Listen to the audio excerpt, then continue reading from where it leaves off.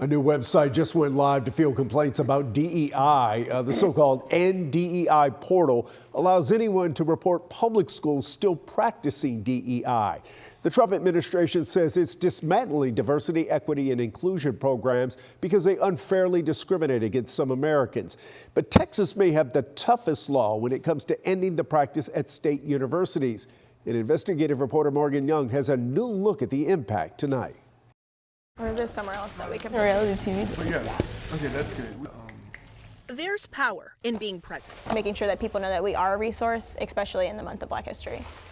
It's why the Black Student Union at the University of North Texas makes sure to show up to volunteer at events like this one. Even though we are based out of a university, they can always lean on us. It's why the organization exists at all. Just being able to provide that safe space where people can find people who look like them and connect. Troyce Murphy and Dariah Cragnis found that space in the organization they now lead. I think for anybody, just generally speaking, you can get into college and immediately be lost. So they say their organization's presence became even more important for their community when Senate Bill 17 became law. Senate Bill 17 required all Texas public universities to get rid of all offices, departments, staff positions, hiring practices, and statements, as well as required trainings with a DE&I focus. It passed in June of 2023 and went into effect on January 1st of 2024.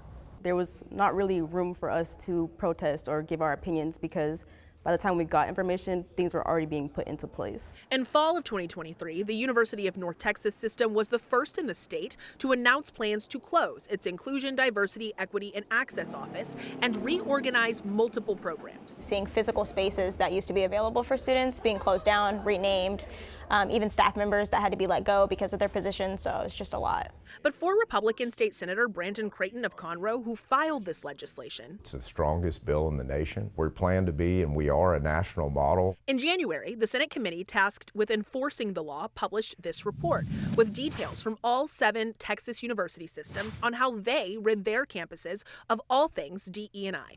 More than 35 physical offices and centers were closed, and more than 350 jobs were cut. The University of Texas system saw the biggest impact, closing 21 offices and eliminating 311 jobs across its campuses.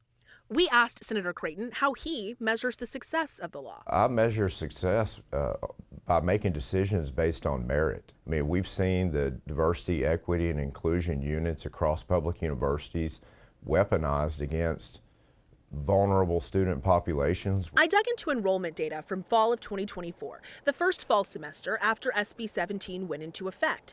Most public campuses across the state actually saw either no change or slight upticks in percentages of minority undergraduate students. At Texas A&M University, the percentage of Asian undergrads grew by 1%, reaching 14% in 2024.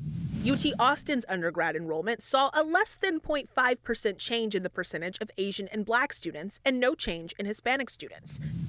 UNT Denton saw the percentage of the student body made up by Black and Hispanic students each grow by 1%. Every university is going to continue to strive for diverse outcomes. That is not prevented within the effort to remove DEI. SB 17 did not affect a university's ability to recruit or support students who are low income from underrepresented populations or who are first-generation college students. The Senate committee report shows North Texas-based Texas Women's University system plans to reallocate funds from the former Center for Diversity and Inclusion Outreach to the Center for First-Generation Students. The University of Houston system planned to use $750,000 from DE&I programs to improving graduation rates for any student who needs it.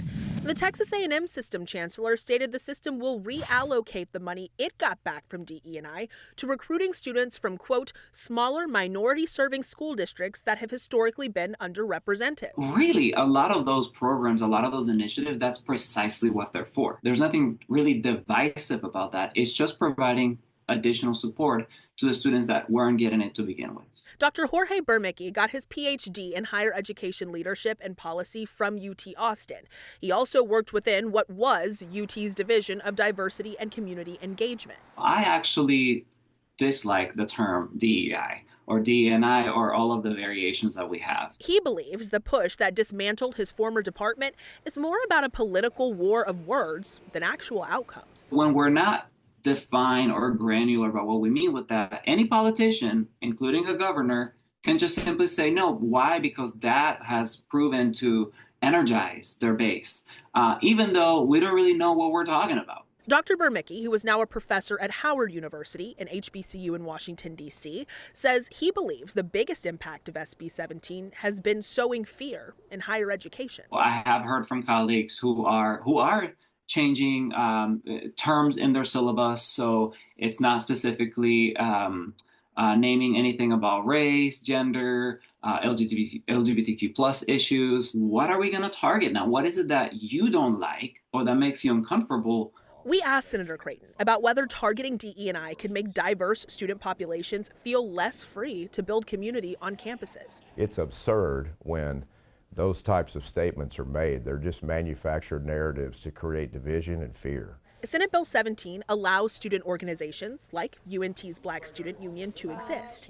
But Murphy and Cragness say prohibiting the presence of DE&I dedicated spaces sends a message. It's made it a little bit more difficult for students like us to find their spaces. When you sit in your office, instead of being involved in the community and integrating yourself and understanding why it's important, then it's easy for you to write us off.